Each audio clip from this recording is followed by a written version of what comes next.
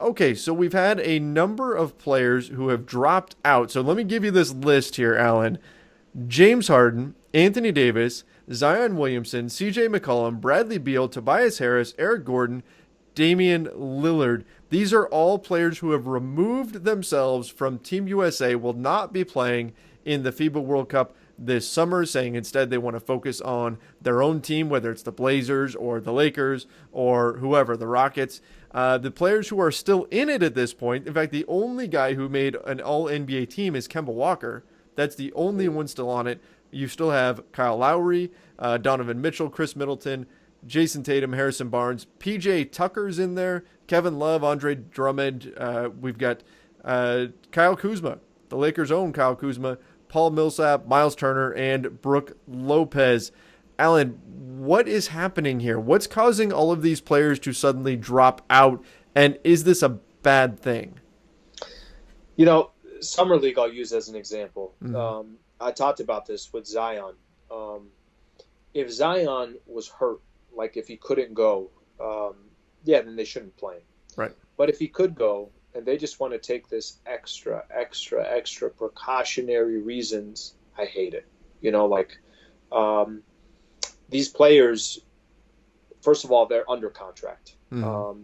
Second of all, they can get injured during practice, during training camp, during games. Like, that can happen anytime.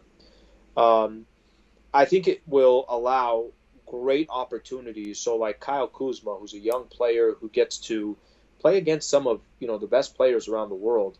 It's not like, I think they have a game against Spain, if I'm correct, in Anaheim at the Pond. This is in mid-August or whatever the case is.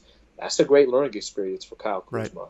Right. So I'm excited that Kuzma is going to get an opportunity to play against some of the best players in the world. You remember that the Redeem team, that's Kobe and Sure. Dwayne Wade and Right. LeBron James, they played Spain in the championship, and that was against the Gasol brothers and Ricky Rubio and a couple of these other guys.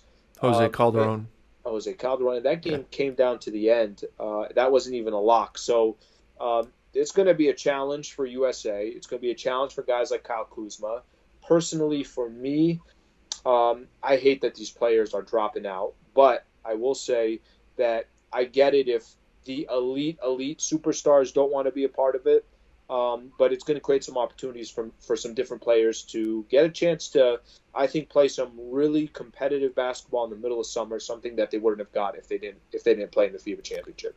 I feel like it's a little bit of a domino effect where one guy drops out, and then once they see that, it starts the ball rolling downhill, and then the next guy goes, oh, well, all right, well, if he's not playing, then I'm not going to go, and then on you go, and it's become more of a thing, and I guess that's something that Team USA is going to have to push back against. They're going to have to figure out a way to fight that, because I think ultimately, look, the rest of the world is getting better. They're going to need some of their top guys there. Now, from a Lakers standpoint, though, I would have been nervous. I would have been nervous every time Anthony Davis was on the floor, because we all have in the back of our minds what happened to Paul George. I would have been holding my breath. So I get why teams, and I don't know that teams are doing this, but why teams would prefer and maybe make it known to players that they would prefer that they not go play. But still, it's a little bit disappointing to know that you're not really going to have the best of the best out there representing the country. So next year they're in Tokyo, right? Tokyo will be the actual World Cup or the Olympic Championships. Right. I'm assuming that these big players will be a part of that. Mm-hmm. There was a time where it meant everything to play in, play for your country. And I think at this point, money typically muddies the water. The business side usually muddies the water. And I think that's what's happening here too. Heck, we know the dream team. Tell me a better team, that was assembled than that dream team. I mean, it's all Hall of Famers that now we're talking about guys like Kyle Kuzma, Kyle Lowry. I mean, Right. It's a big difference. It's a big yeah. drop off. Back in the day, it was Patrick Ewing, and it was Charles Barkley, and it was Michael Jordan, and Karl Malone, and David Robinson, and Magic Johnson. I mean, it was just, can't get any better. It's the cream of the crop. So it was the best players in the league minus Isaiah Thomas, right? Everybody else that was on that team was just the best of the best in the league, and Christian Laettner was there too.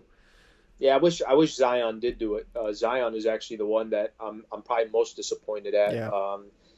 Because listen, these are obviously big names, but for him too, no player that's playing in these FIBA championships, whatever the case is, none of them will walk away after the summer saying to themselves, I'm not a better basketball player than I was before. Yeah, and let's talk about that real quick before we wrap up here. So Kyle Kuzma, what does he get out of this? What do you think? Because I was looking forward to him playing alongside some of these other top guys, but there's still some solid players here.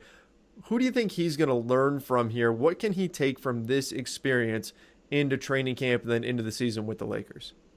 Look, I think from a competitive standpoint, it's great. International players are different. European basketball is much different than basketball here in the States. And Mm-hmm. there's a lot of Euro players that represent their country here in the United States that play in the NBA. So I think just the style is going to be different. Playing with different teammates, different personalities. I mean, Kyle Kuzma might grow relationships with these players that he never would have grown a relationship Right. with if it wasn't for playing in FIBA. So I think you could take a lot from it. Like, aside from him just on the basketball court and learning, but is it going to be bad from him to be around Kyle Lowry, a champion that I think a lot of different players Mm-hmm. respect? He's going to be around players that Kemba Walker, I think he's going to be around players that he can learn something new from. And I think from a competitive standpoint and off the court, it'll be beneficial to him.